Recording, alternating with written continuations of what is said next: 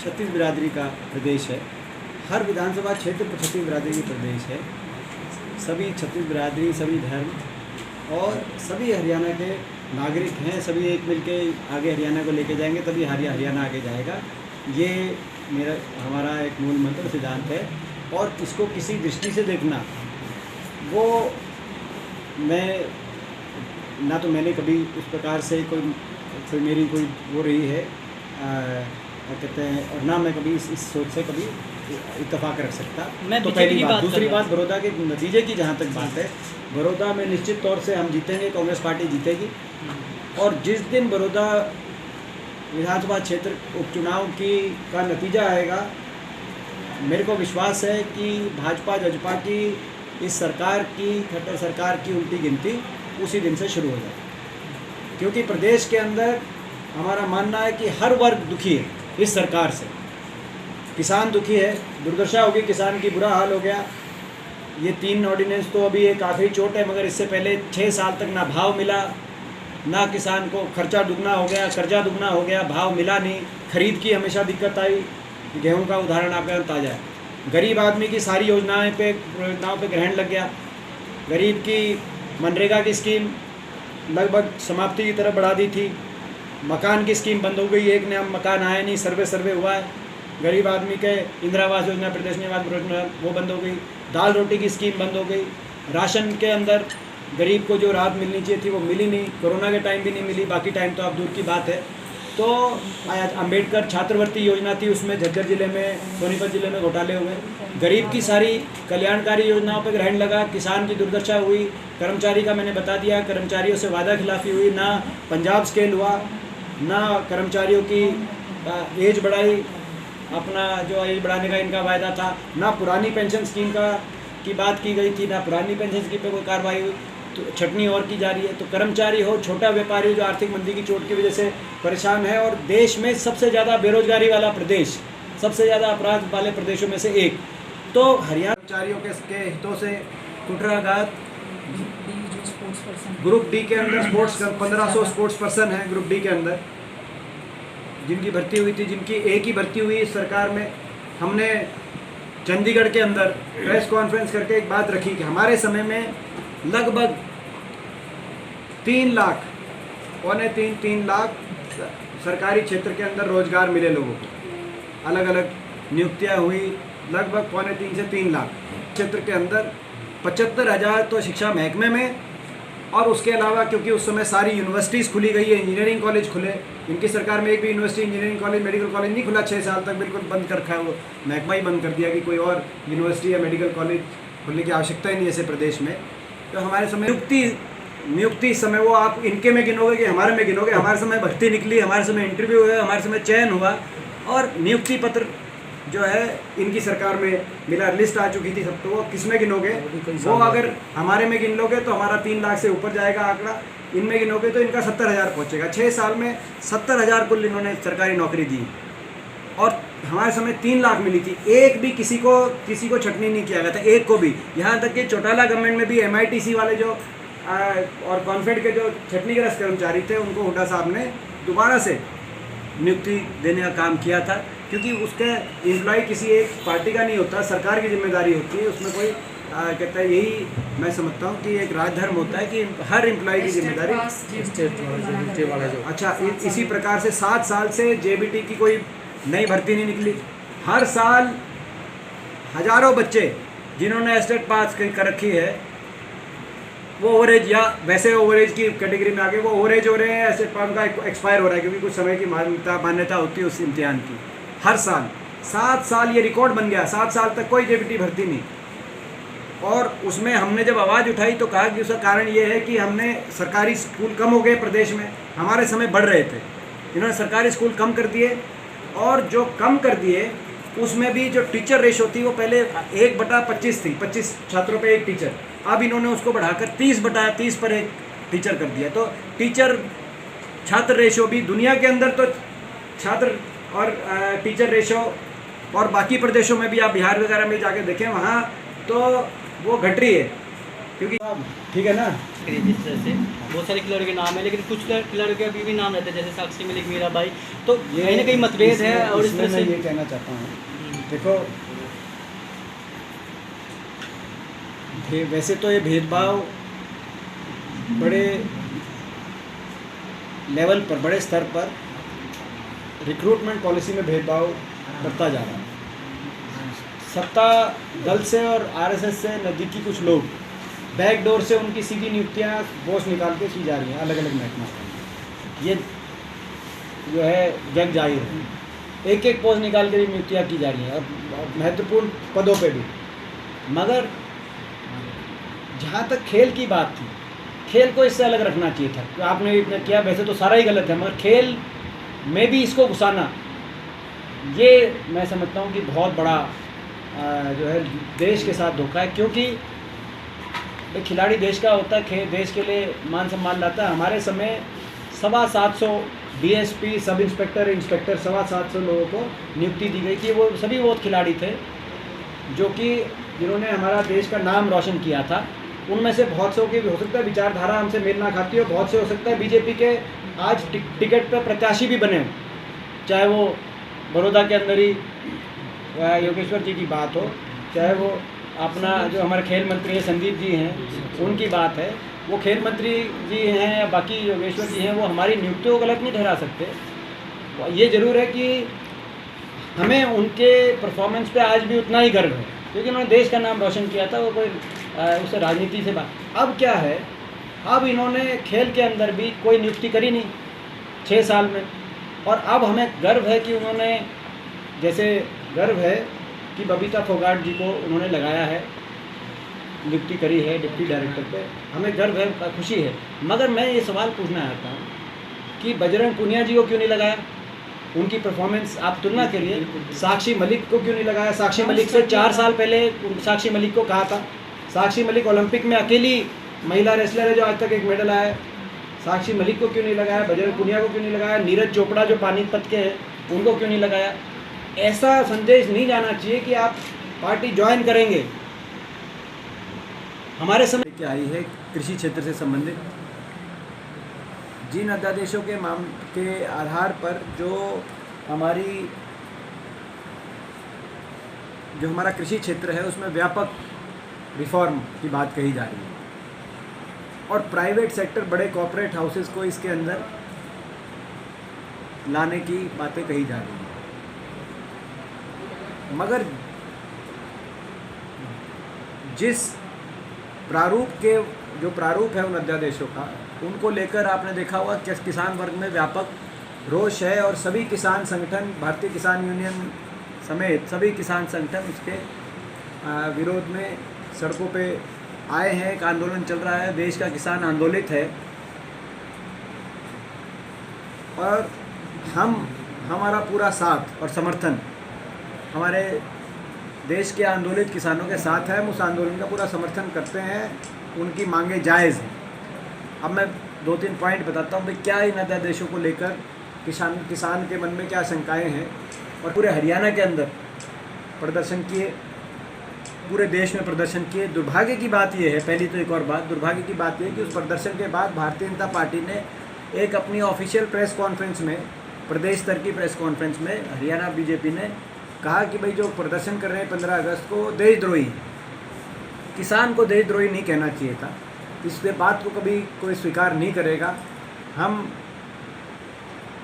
पूरी तरीके से भारतीय जनता पार्टी के लोगों को कहना चाहते हैं, किसान को देशद्रोही जो आपने बताया है, इसका जवाब देश की जनता, प्रदेश की जनता आपको देगी, और जल्दी बड़ौदा विधानसभा चुनाव के अंदर भी इसका जवाब आपको मिलेगा।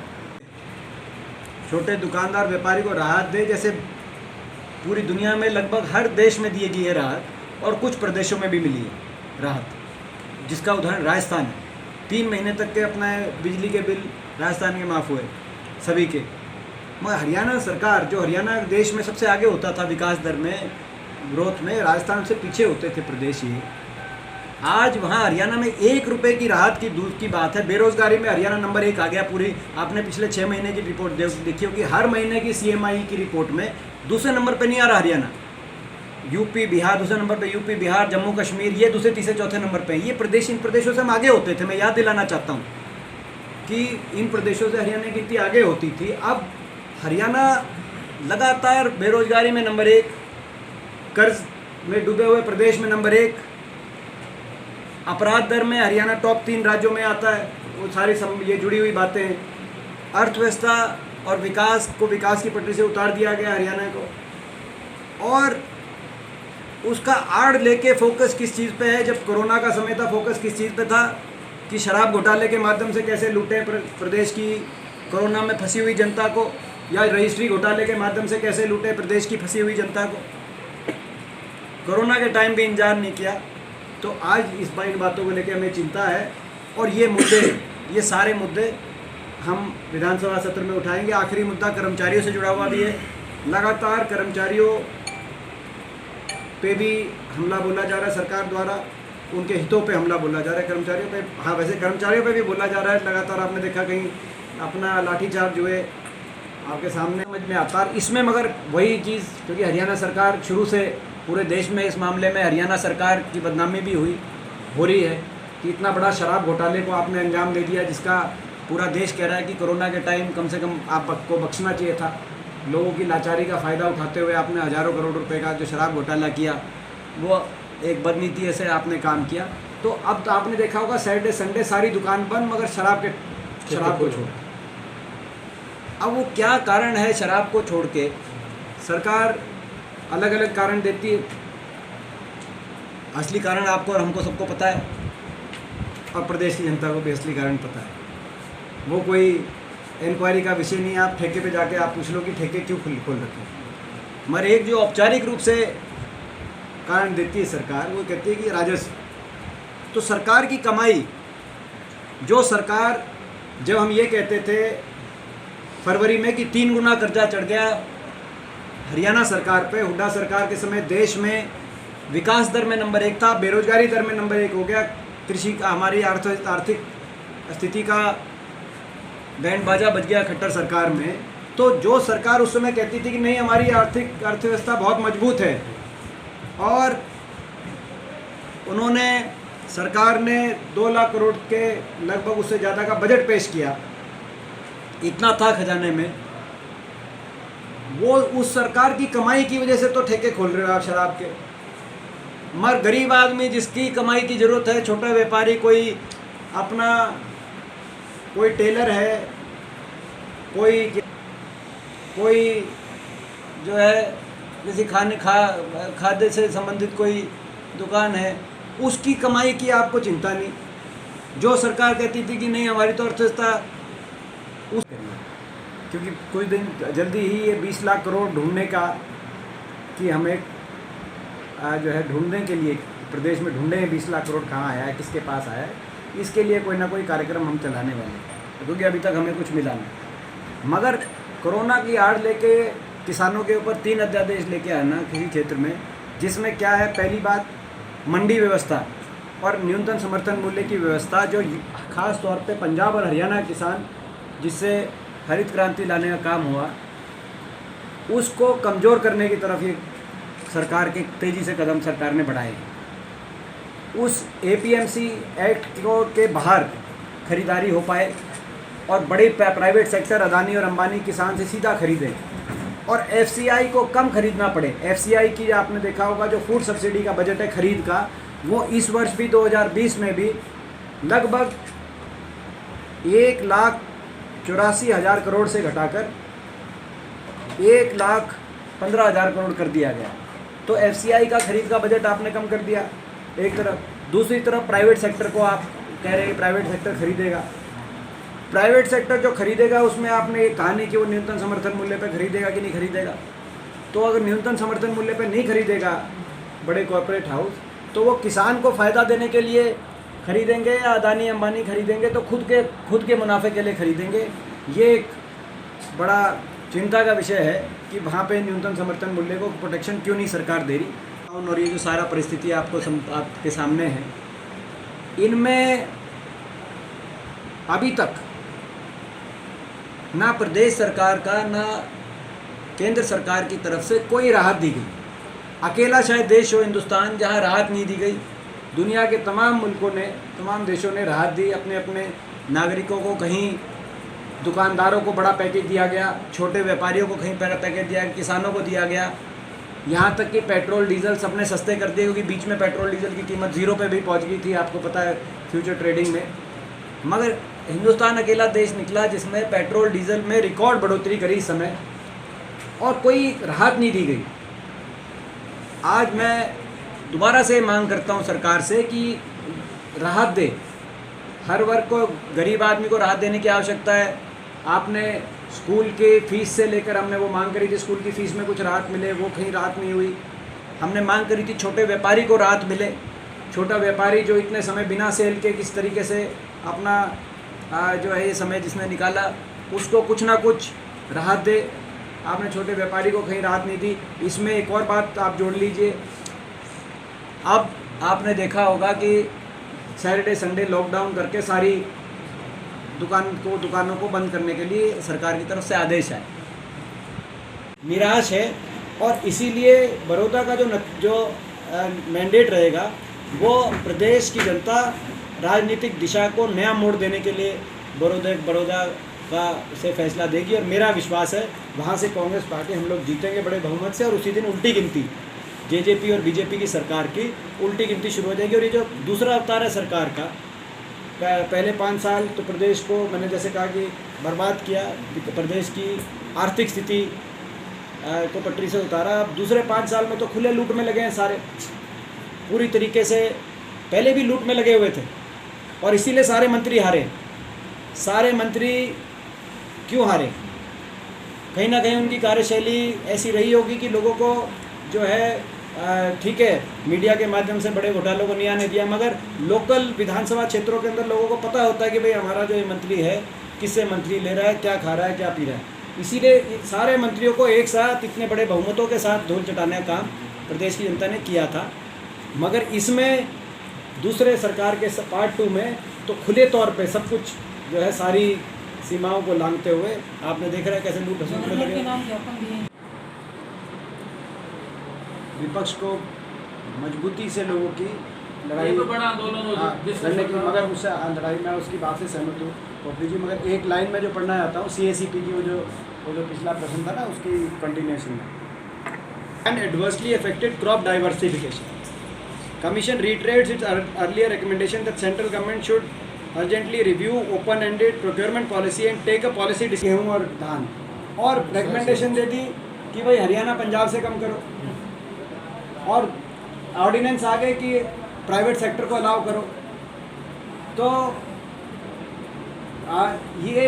ये मुद्दा है जो इसका, जो ऑर्डिनेंस का मुद्दा है ना।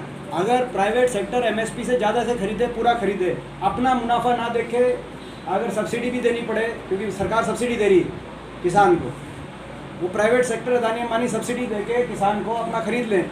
हम तो तैयार हैं प्राइवेट सेक्टर के लिए। हमें कोई शराब के ठेके खुलवा रहे हैं, और दुकानदार के तो आज ये एक बड़ा इशू, एक ज्वलंत इशू है। तो इस पर मैं स्पष्ट रूप से कहना चाहता हूँ, सरकार सोचे कि किस प्रकार से नियंत्रित रूप से सरकार की जिम्मेदारी बनती है। मगर आप या तो आप राहत दें व्यापारियों को, छोटे दुकानदारों को, और अगर राहत नहीं देते आपने जिद पकड़ ली है कि 20 लाख करोड़ केवल बड़े उद्योगपतियों का जो है वो आप लोन के माध्यम से, उनके लोन को माफ़ करने के माध्यम से 20 लाख करोड़ पूरा आप खपत वहाँ करेंगे, और छोटे दुकानदारों को कुछ नहीं मिलेगा बाकी वर्गों को। तो कम से कम नियंत्रित रूप से उनकी दुकानें खुली रहें, क्योंकि सैटरडे संडे आप समझिए होती हैं गवर्नमेंट की, एम्प्लॉइज़ की, तो एक परचेज़ के लिए एम्प्लॉई मार्केट में जाता है, कर्मचारी मार्केट में जाते हैं विदाउट प्रायर इन्फॉर्मेशन एकदम से। और संसद के अंदर भी इसको उठाने का हम काम करेंगे। पहले दिन ही उठाने का कांग्रेस पार्टी काम करेगी। हमारी बैठक हुई थी सांसदों की जिसमें ये तय हुआ था, और हम संसद के अंदर एक और बिल प्रस्ताव लेके आएंगे जिसमें MSP से नीचे कोई अगर खरीद होगी तो उस पर कानूनी कार्रवाई हो, और स्वामीनाथन C2 फार्मूला के आधार पर वो MSP तय हो। और तीसरा, उस बिल का जो बिल बना रहे हैं हम, कांग्रेस पार्टी लेके आएगी, तीसरा उसमें पूरी परचेज हो। FCI का जो बजट घटा रहे हैं, परचेज का बजट घटा रहे हैं, तो वो पूरी परचेज हो, जितना किसान का उत्पादन है वो पूरा परचेज करे FCI न्यूनतम समर्थन मूल्य पे कम से कम। ये तीनों चीज़ें उसके अलग अलग प्रावधान हैं, तो बिल भी हम लोग लेके आएंगे। तो ये तो आ गया ऑर्डिनेंस का और कृषि से संबंधित। दूसरी बात, खामी की वजह से उसको सरकार, उनको भी छटनी की तरफ सरकार ने कोर्ट में एफिडेविट दिया है कि इनको निकालने की तरफ हम बढ़ना चाहते हैं। तो ये बड़ा दुर्भाग्यपूर्ण है, ये सारे मुद्दे हैं। तो हम विधानसभा के अंदर ये सारे मुद्दे और संसद के अंदर भी सारे मुद्दे ये उठाएंगे। वैसे तो बीच में 2-3 बार ज्ञापन वगैरह के सामने आप सब मिला हूँ। खेल के मामले में आगे आया था, मगर इस प्रकार का अगर संदेश जाएगा तो कहीं ना कहीं खिलाड़ियों के मन में वो टीस रहेगी। तो बहुत से ऐसे खिलाड़ी हैं जिनको, और ये तो मैं केवल जो टॉप नॉच खिलाड़ी हैं उनकी बात कर रहा हूँ मैं, इनकी परफॉर्मेंस के मुकाबले में कोई परफॉर्मेंस नहीं है। इनामी राशि भी कम की है हाँ। कि 3 में तो